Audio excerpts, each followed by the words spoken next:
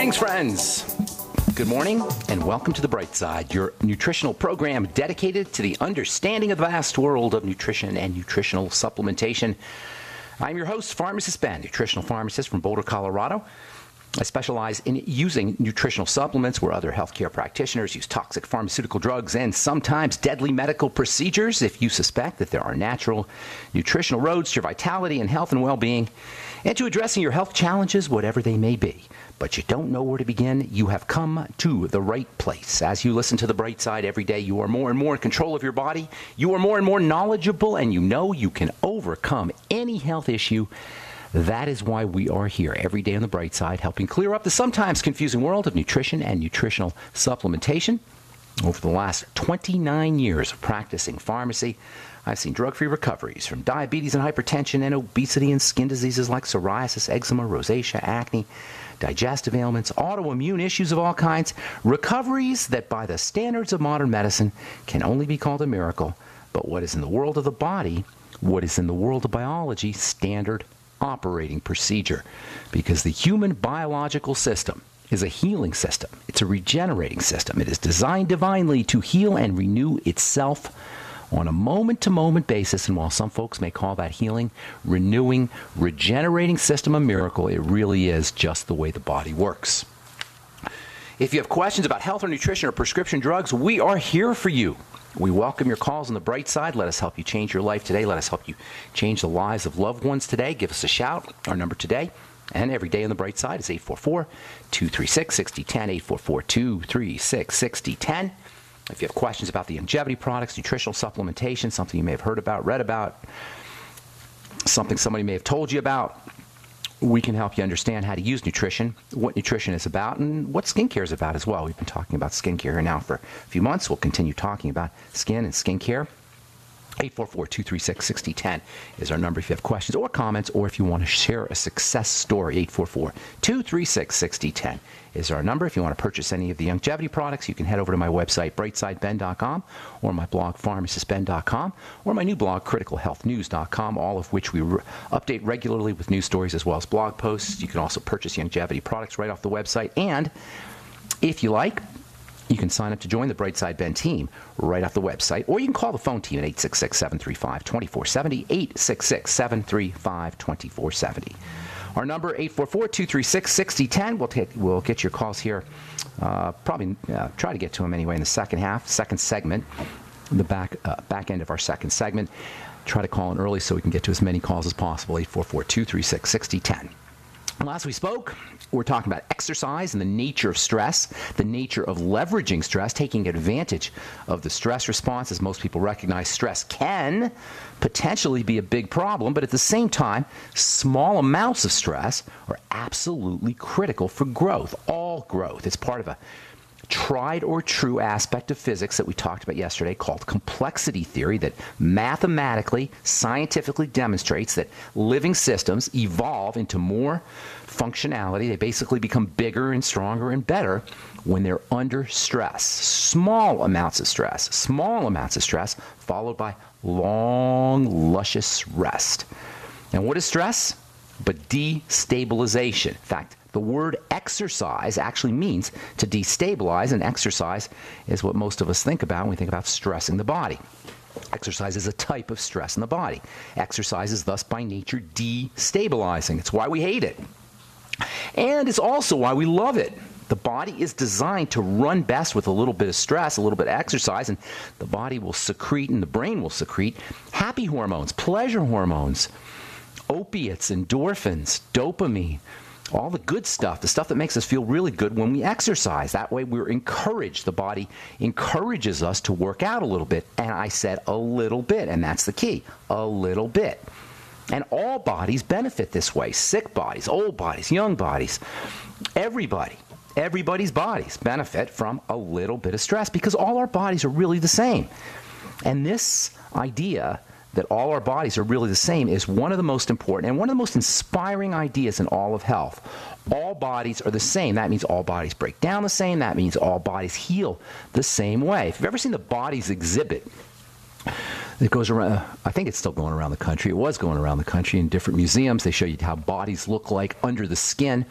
Under our skin, our bodies all look the same. You can't tell if somebody was a man or a woman or a boy or a girl or young or old or black or white or whatever just by looking at the tissue underneath the skin. Underneath the skin, we're all the same. The body breaks down the same, the body's structured the same, all the parts are plugged in the same way, and all this means that healing is really generic. Breakdown is generic, and healing is also generic. One of the universal results of exercise is that we feel better when we do it. But another one of the universal aspects of exercise is that we all hate it. We hate it because exercise by definition involves discomfort, and we hate to be uncomfortable. Do you ever wonder why we avoid discomfort so much? What is it about discomfort that is something that we got to stay away from? The need for comfort is not necessarily in our interest. The need for comfort keeps us from growing.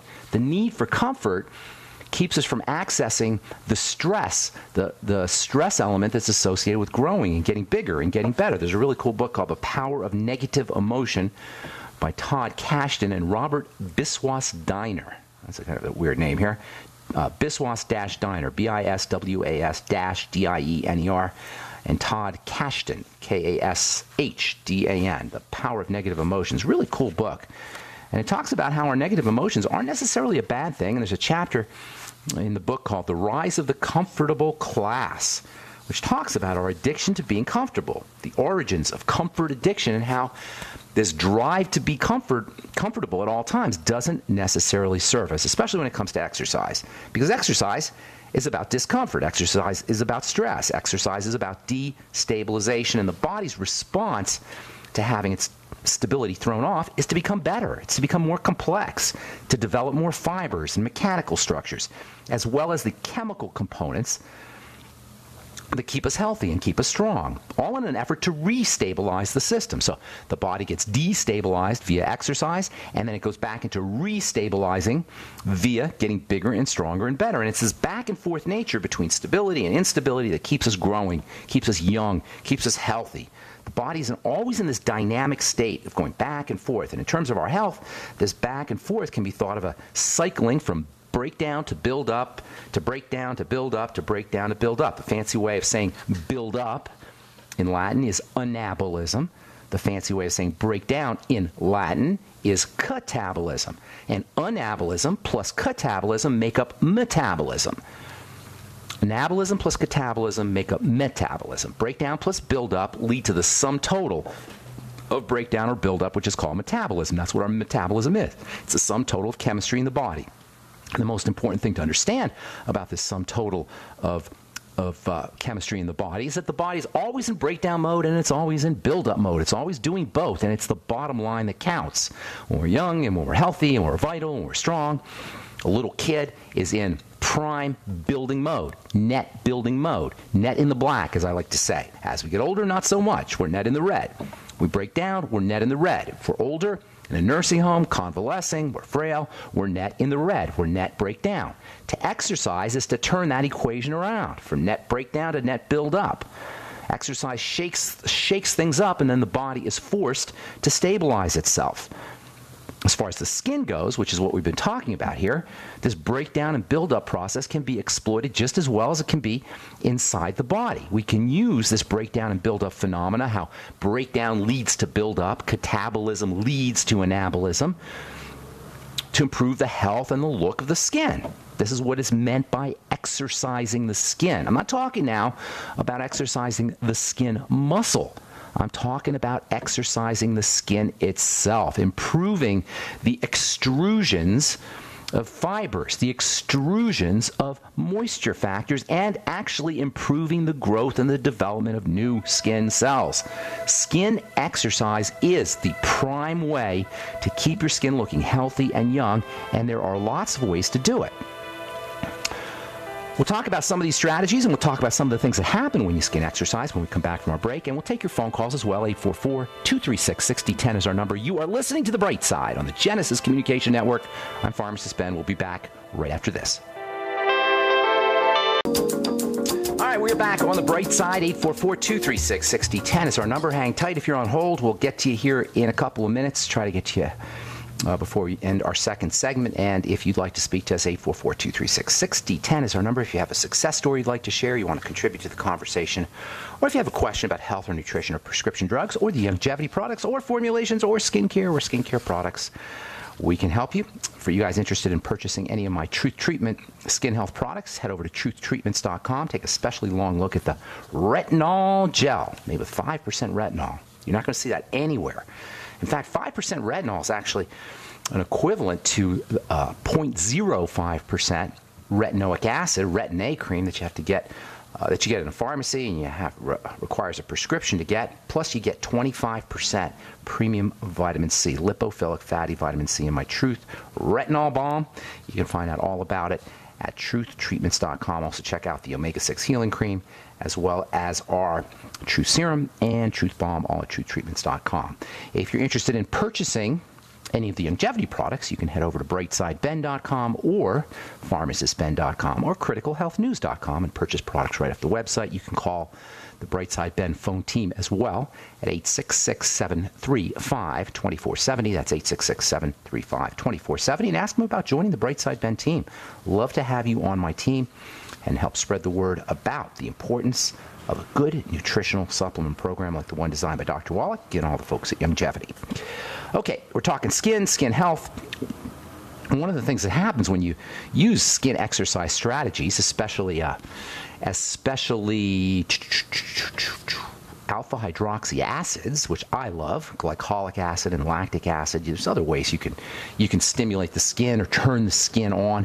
You can use enzymes to do it. Papaya enzyme will do it. Meat tenderizer, which is made with a papaya enzyme, can do it. You can make your own meat tenderizer, papaya enzyme toner or mask by mixing in a little meat tenderizer with some avocado, perhaps, or maybe in some gelatin gel. You can make your own little gel mask with some gelatin and some papaya enzyme. You have to do it pretty quickly because the papaya enzyme will break down the gel. And the gel might not even gel that well in the presence of papaya enzyme, but you can spread it on your skin, and you can get a nice stimulating effect. Anything you do to stimulate the skin, to turn on the chemistry of the skin, is going to, in effect, exercise the skin, and it's going to upregulate or increase the production of all the good stuff. Collagen and fibers and moisture factors and high hyaluronic acid. Love, love, love high hyaluronic acid. Talk about that here in a second. Most folks have heard of exfoliation. Certainly most women have heard of exfoliation. It basically means to remove skin cells. Ex meaning to remove, to get rid of. Exfoliate means to get rid of leaves. Folia means leaves, or foliage means leaves. Back in the days when they were developing words, and they inventing words, and the days of ancient Rome, perhaps, I guess that's when they were coming up with all these words. They looked at the skin cells, the stuff that was flaking off in response to exfoliation, as leaves, hence the term exfoliation, to remove leaves. And it's a reminder that the process of removing skin cells is a lot like pruning your leaves back on a tree or on a bush. We all know that when you prune the leaves back on a plant, the leaves grow back bushier, thicker, fuller. That alone is a miracle. You think about it. We get rid of leaves, and the leaves grow back bushier. Well, the same thing happens in the skin. You get rid of cells, and the skin grows back bushier. And what I mean by bushier is thicker and stronger and better. This is what exercise is all about. And it's an important idea when it comes to skin health, or for that matter, when it comes to the health of the body or any other living system, even though it is somewhat counterintuitive. In the same way that removing or cutting the foliage off a plant, the leaves off of a plant, doesn't make the plant less healthy, but rather increases the growth of the leaves and is actually beneficial. The same thing happens to the skin. I have friends who are physicians and dermatologists and skincare professionals, and they don't recommend stimulating the skin or exfoliating the skin. They think it's harsh on the skin. Well, if you know anybody who doesn't recommend or doesn't suggest or doesn't think it's a good idea to exfoliate, they're basically telling you they don't think it's a good idea to exercise.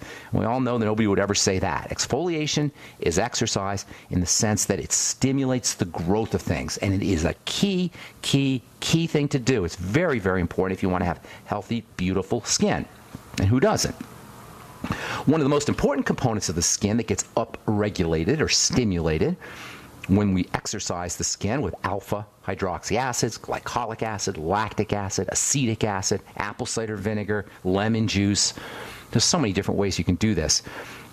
One of the most important components that gets upregulated is a slimy, gooey, water-trapping, electrically active substance called hyaluronic acid, HA. And we're going to spend a day or two talking about this. Super important substance. When it comes to hyaluronic acid, technically hyaluronic acid is a sugar. It's a polysaccharide. It's made up of two really neat little sugars. The long chain, poly means long or many. Polysaccharide is a long or many sugared structure. It's got lots of little sugar pieces strung together. And actually it's got repeating units. It's only really two sugar units, and each of these two sugar units, these two sugar unit blocks, repeats itself. And these two sugars are really, really fascinating. We'll talk about those tomorrow. But right now, I want to just tell you that hyaluronic acid is a long chain of sugars. It's made up of repeating pairs of sugar, two very important sugars. We'll talk about that tomorrow. And hyaluronic acid is what gives the skin its springy nature. Because of its water-trapping property, it allows the skin to have a sort of puffy nature. When we're younger, we got more hyaluronic acid, and we've got thicker, beefier skin. As we get older, our hyaluronic acid levels decrease in the skin, and our skin thins. That's why upregulating, increasing hyaluronic acid is maybe the key strategy when it comes to fighting wrinkles and keeping the skin looking young and healthy. But it's much more. Hyaluronic acid is much more than something, just an ingredient for the cosmetic that improves the cosmetic appearance of the skin. Hyaluronic acid stimulates growth. The more HA you have, the better your cells are going to grow. Hyaluronic acid helps cells get nourished. Hyaluronic acid helps detoxify cells. And hyaluronic acid activates the electrical nature of cells as well. Hyaluronic acid, as I said before, is one of, if not the most important of the non-fatty or water-soluble components of the skin, and it is stupendously multifunctional, not just for the skin, but for the bones and for the connective tissue in the body in general. We'll talk about all of that tomorrow as we continue talking skin health, hyaluronic acid, and upregulating all the components of the skin to keep it healthy and young and beautiful for all the days of our lives.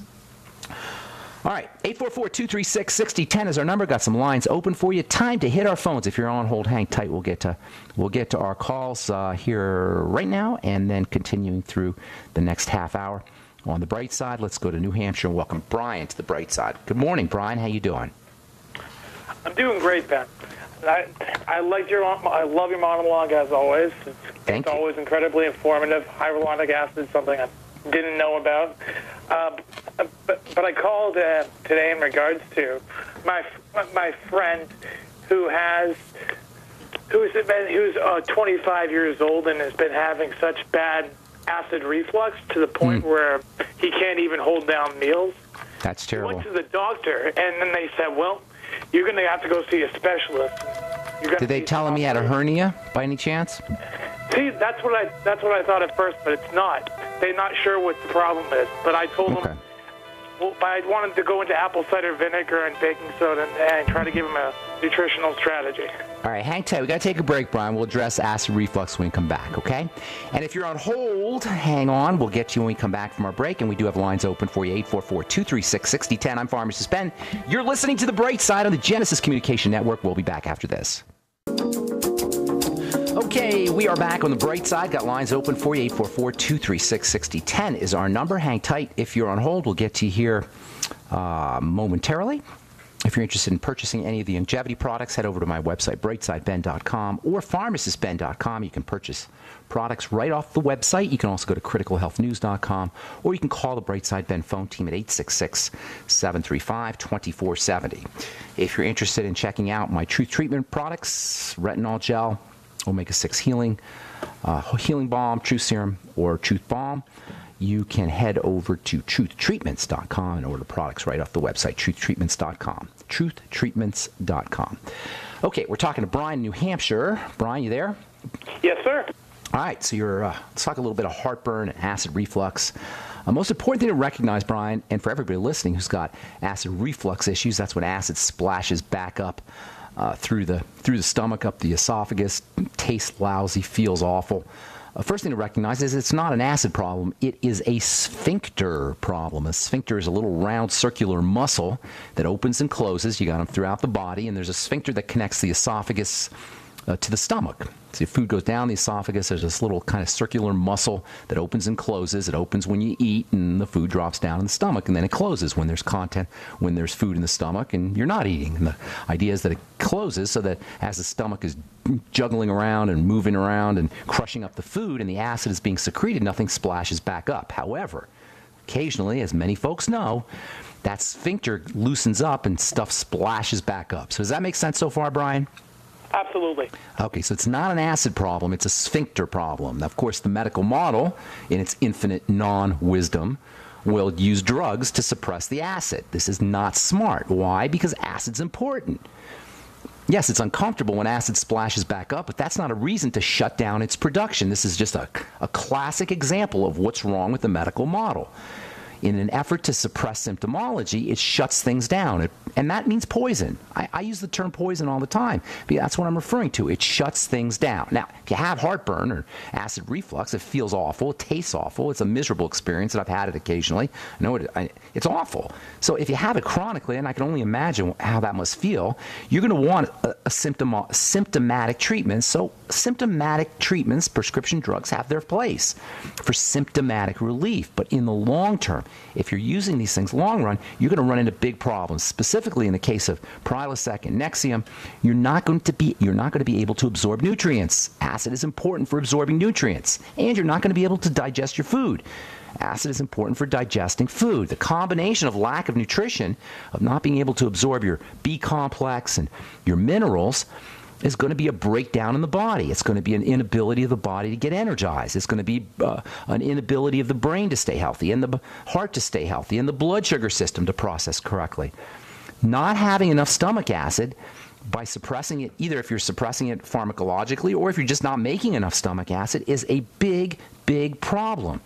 And to artificially induce it with drugs is just crazy. Now, if you have a symptomatic problem, if you have a problem and you want symptomatic relief, I can relate, I can understand. But in the long run, you want to figure out, why is that sphincter flabby and loose and not being closed correctly? And you'll always find that it has to do with the wrong kinds of foods and digestive health problems, especially around probiotics. When you have the wrong kind of bacteria in the gut, gases are emitted. That causes the sphincter to loosen up. The gases that are emitted causes a loose sphincter, and that also causes pressure upwards on acid. That can be a problem. Eating the wrong kinds of foods can be a problem. Eating when you're under stress or general stress can do it. So all of these strategies, all of these mechanisms for acid reflux need to be addressed, and can be addressed without doctors, without drugs. For first things first, you want to get yourself on the Brian, for your friend, have your friend on the Biolumin Nightly Essence. Good bacteria in the gut are always where you start. And then secondly, you want to start to associate the splashback or the reflux symptoms with specific foods, and you will find that there are foods that your friend is having a problem with that are almost always associated with that splashback. He probably has other symptoms as well, other digestive symptoms as well. So keep a food diary. Notice when he has the acid, and then write down what he ate, or just keep track of everything he's eating, and then link those to his acid symptoms, and then practice dietary or food elimination. For the most part, he's not going to have splashback or heartburn symptoms if he doesn't eat, so fasting is a great strategy. Although when acid reflux becomes significant, and it can become significant over the course of time, even water can do it. So you don't want to get to that point. Before you get to that point, he wants to isolate specific foods and see what foods are causing or are related to the splashback symptoms, and then use probiotics or good probiotic supplement, and fermented foods as well. Now, you mentioned apple cider vinegar. Apple cider vinegar is an interesting strategy because, as it turns out, a lack of stomach acid can actually loosen that sphincter. So a lack of stomach acid or deficiencies in stomach acid can actually cause splashback or cause reflux. So using apple cider vinegar, Brian, good idea. It may help them. A lot of folks get benefits by using apple cider vinegar, and digestive enzymes for that matter, after meals. So using apple cider vinegar can help. If you're going to go the bicarb route, Brian, don't do it with meals, or don't have your friend do it with meals, because bicarbonate will neutralize the acid, and he's going to have a problem absorbing his nutrients. And also, by the way, acid in the digestive tract is a protective mechanism for killing bacteria. So you run higher risks of food poisoning, etc., by suppressing acid, whether you're doing it with bicarb or whether you're doing it with a drug. So if he's going to use bicarb, have him use it a little. I don't even recommend that he uses sodium bicarbonate unless he's absolutely miserable, in which case have him wait a little bit after he eats his meal before he does his sodium bicarbonate. And I don't even recommend that unless he's absolutely miserable, in which case it can be helpful. There's also something called mastic gum, M-A-S-T-I-C, that some people use. Mastic gum can be helpful. There's also something called DGL, which is an extract of the herb licorice that some people find benefit from when it comes to heartburn. So DGL or mastic gum, those are more symptomatic strategies if he doesn't want to go the Prilosec or Nexium route. Does that help, Brian? It does. Quick follow-up. Yeah. Would you say then that GERD, G-E-R-D, when proposed to me, I suspected that it was a fictitious kind of diagnosis. And what was? I didn't hear what you said. What was a fictitious diagnosis? GERD. Oh, GERD. Yes, gastroesophageal reflux disease. That's the fancy way of talking about that splashback. They call it reflux. Go ahead. And I was just curious, when would sodium bicarbonate or baking soda be a useful nutritional supplement? But sodium bicarbonate is secreted by the pancreas to help neutralize stomach acid. When you eat food, this is what's supposed to happen. When you eat a piece of food, it goes into the stomach and it gets an acid bath, and then the stomach grinds it up through mechanical processes. There's a lot of musculature in the stomach, and between the muscles of the stomach grinding the food up and the acid and the enzymes which activate, or the acid which activates the enzymes, between those three factors, acid, enzymes, and muscular contractions, the food gets crushed up, and then once it's crushed up and it forms a liquid. If you have enough liquid in the food, or you're drinking water with your food, you get this soupy acidic mass that drops from the intestine to the stomach. At that point, what's supposed to happen is the pancreas is supposed to secrete sodium bicarbonate into the intestine to neutralize the acid. However, if you don't, and that alkaline bath initiates more digestive juices, specifically bile. But if you don't have a fully functioning pancreas, or you're not making enough sodium bicarbonate, that's not going to occur, and you're not going to get the secretion of bile in response, and you're going to have impairment of the entire digestive process downstream. So using sodium bicarbonate a couple of hours after you're eating can support the pancreatic activity and support bile secretion later on or further on downstream. So a couple hours after you eat, that's the best time to do bicarbonate if you're going to do sodium bicarb. Thanks for your call, Brian. I hope we answered your question, buddy. Got to take a break. I'm Pharmacist Ben. You're listening to The Bright Side. Hang tight. If you're on the line, our number is 844-2...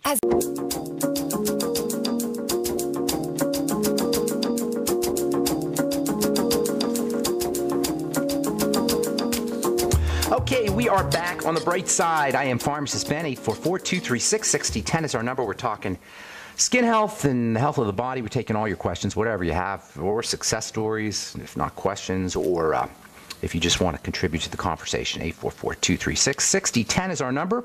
Tomorrow we'll continue talking skin health, and if you're interested in purchasing any of my Truth Treatment products, including the retinol balm, which is one of the best ways to upregulate high hyaluronic acid, is using retinol. We'll be talking about that tomorrow. Head over to truthtreatments.com. Take a look at our retinol gel, or our Truth Balm, or Truth Serum, or our omega-6 healing cream at truthtreatments.com. RC in California. What's up, my friend? Long time. No see. What's going on? RC. Ben? That would be Ben. me. Hello, RC. Hey. Greetings. Hi. I Hey. went out and bought some pH strips, do my own testing, I guess. And Okay. for see whether my alkaline or acidic. What did you test? Did you test your saliva or your urine? I did both, and Okay. the saliva came back really like 7.75, and the urine came back like 6. Different colors. That's not bad. Quite. That's not bad. You want your saliva to be right around 7-ish, and urine 5-ish, 6-ish is good. You don't want it to go down too low, though. Even up to 7, somewhere 6, 7 kind of thing. If your urine the problem is when your urine is acidic, or your saliva for that matter, is acidic. That's when you're really running into problems. Some people get their urine down to 4 or even lower, I've seen. And that's really where you're running into a problem, where your body's trying to dump out acid. But you're doing good. Is that what you're asking? Is that what? And then what type of, foods or supplements can you take to lower your? Make it. You don't want it low. You want it high. Well, you want it in the middle, pretty much, as a general rule. Right around 7. The pH scale goes from 0 to 14. Most people know this. I'll just to reiterate, the pH scale goes from 0 at the most acidic to 14 at the least acidic, or the most alkaline, if you will. And 7 is neutral. Your blood needs to be right around 7.4-ish, a little bit less. I think it's 7.38, something along those lines. Just around 7.4 or so. And then you want your saliva to be right around 7-ish and your urine maybe a little bit lower. The big problem comes from running acidic. Acid is a measurement of toxicity. As the metabolic processes of the cells proceed, they release acid. Acid is a byproduct of metabolism, and under healthy conditions, that acid will be eliminated. Acid represents speed and activity and dynamism. That, by the way, is why you want your skin to be acidic. The inside of your body, you want to be relaxed a little bit, but the outside of your body, the skin, interestingly, has to be acidic. So while 4.5-ish is where you want your skin pH to be, if that was the pH of your inside fluids, you'd be in big trouble. So inside the body, you want it to be slightly relaxed. When it runs acidic, you got a problem. So what do you do if you're running acidic? Well, you don't necessarily treat the symptom.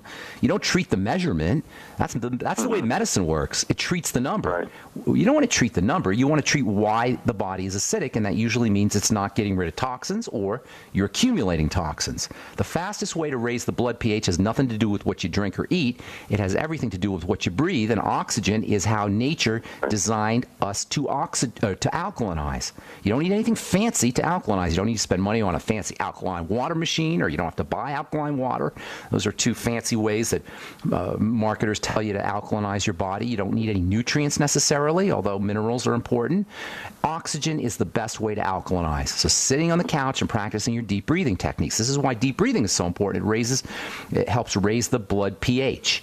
If you want to use minerals to do it, that can help, not tremendously, because if you're acidic because of toxicity, minerals aren't going to make that much of a difference. But from a nutritional standpoint, it's the minerals that raise the blood pH, and using mineral supplements, using the Cherry Mints or the Beyond Tangy Tangerine, that would be the best way to nutritionally raise your pH. But oxygen is the best way. Also, plain old water can help dilute acidity, so making sure you're drinking enough water, that can also have a positive effect on blood pH. Does that help? One more. Sure. Oh, yeah. Thank you very much. One more thing. That last caller about the GERD, I started listening to you. I'd been on Nexium for about a decade, and I always had the reflux. And then I started listening to you, and after about 2 months, boom, I was done. The Nexium got thrown away, and I Nice. haven't had any problems since. Nice, RC. Good job. Congrats. And you look great, man. I saw you, when did I see you? A couple weeks ago or whenever I was out there in Santa Cruz. You look great. You look great. And you lost weight, it seems like, since you and I have been talking. Right. You're just doing a great job. Good job, RC. All right, Thank you so much. Thank All you right, very brother. much. Take care, man. Take care. All right, that's my buddy RC in Santa Cruz. All right, let's go to Jeff in Minnesota. What's up, Jeff? Welcome to the bright side. Yes, I have a friend whose body's in distress. His tongue's broken out. They diagnosed him with pancreatic cancer last week. Oh, I'm sorry. Still in pretty good condition as far as that goes. He's working. How old is your friend, Jeff? He's about 50.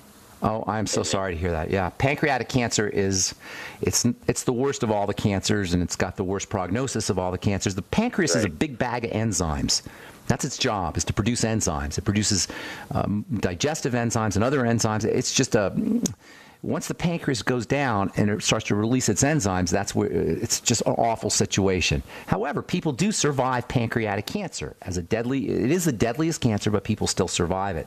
You may want to have your friend research a guy named Dr. Nicholas Gonzalez, who has done a lot of work on pancreatic cancer and worked with pancreatic cancer patients, and he actually recommends using pancreatic enzymes to treat pancreatic cancer. And he recommends pancreatic enzymes for all cancers, but he gets a lot of good benefit from that, from using pancreatic enzymes.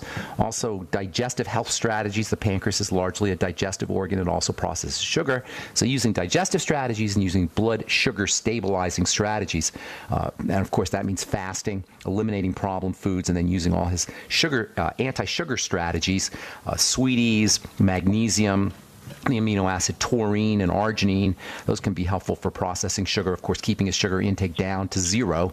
Oh, we should all have a healthy start pack healthy, would probably help him out. And the blood and sugar pack. And the blood and sugar pack would help. Fasting, using pancreatic enzymes, making sure I would be researching Dr. Nicholas Gonzalez and then making sure he's using all the relaxation techniques we talk about on this program.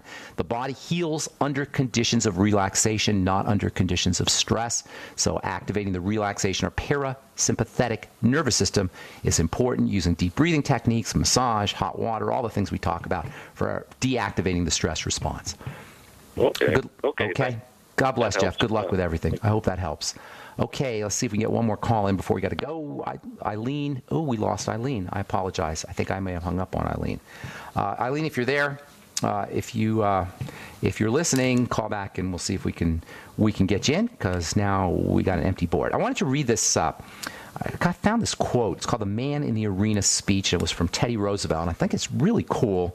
And it kind of talks about the notion of how stress and how discomfort can be a very important part of growth and a very important part of having a great life. And how when we're trying to accomplish something, there's going to always be a sort of hardness about it or discomfort about it, and other people are going to be critical. Other people are going to complain, but as this quote is from Teddy Roosevelt, a speech he gave in the 1920s, I believe, somewhere around there, as this speech talks about, it doesn't matter what other people say. Quote, the man in the arena, quote, "It is not the critic who counts, not the man who points out how the strong man stumbles, or where the doer of deeds could have done them better. The credit belongs to the man who is actually in the arena, whose face is marred by dust and sweat and blood, who strives valiantly, who errs, who comes short again and again because there is no effort without error and shortcoming, but who does actually strive to do the deeds, who knows great enthusiasms, the great devotions, who spends himself in a worthy cause, who at the best knows in the end the triumph of high achievement, and who at the worst, if he fails, at least fails while daring greatly, so that his place shall never be with those cold and timid souls who neither know victory nor defeat," unquote. And that's from Teddy Roosevelt's Man in the Arena speech. You can Google it. It's all over the internet if you want to learn more. I love that idea. Who, at the worst, if he fails, at least fails by daring greatly. I want to encourage you all out there, dare greatly. It doesn't matter what anybody says. If you have a goal, if you have something you want to achieve, if you want to have a great life, dare greatly, and don't worry about your critics. It's not the critic who counts, not the man who points out how the strong man stumbles. The credit belongs to the man who's actually in the arena. All right, thank you for listening, friends. I'm Pharmacist Ben. Tomorrow we'll continue talking skin health and talk about high hyaluronic acid on the bright side. Please check out my website, brightsideben.com, if you want to purchase any of the longevity products, or pharmacistben.com if you want to purchase any of the longevity products, and truthtreatments.com if you want to purchase any of my Truth Skin Health products. Have yourselves an awesome, spectacular, wonderful day. I'm Pharmacist Ben. We'll talk to you all later, folks. Bye for now.